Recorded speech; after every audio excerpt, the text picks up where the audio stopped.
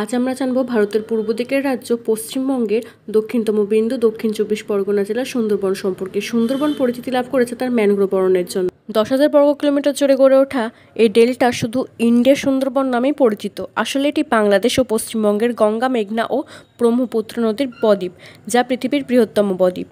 এর 66% রয়েছে বাংলাদেশে এবং বাকি 34% রয়েছে ভারতে। 1997 সালে ইউনেস্কো এটাকে ওয়ার্ল্ড হেরিটেজ সাইটের অন্তর্ভুক্ত করেছে। 81টি মঙ্গল উদ্ভিদ প্রজাতি এবং বিপন্ন রয়্যাল বেঙ্গল টাইগারের বাসস্থান এই সুন্দরবন, তাই এটি বায়োস্ফিয়ার রিজার্ভ নামে পরিচিত। টোটাল ভারতের 3.2% বাঘ সুন্দরবনে রয়েছে। 2019 সালে 87টি রয়্যাল বেঙ্গল ছিল ভারতে। টাইগার প্রজেক্টের 50 পূর্তি উপলক্ষে প্রধানমন্ত্রী নরেন্দ্র মোদী প্রদত্ত লেটেস্ট টাইগার সেন্সাস ফিগার থেকে জানা যায় যে বর্তমানে 2022 সালে বাঘের সংখ্যা 17% বৃদ্ধি পেয়ে হয়েছে 100টিরও বেশি।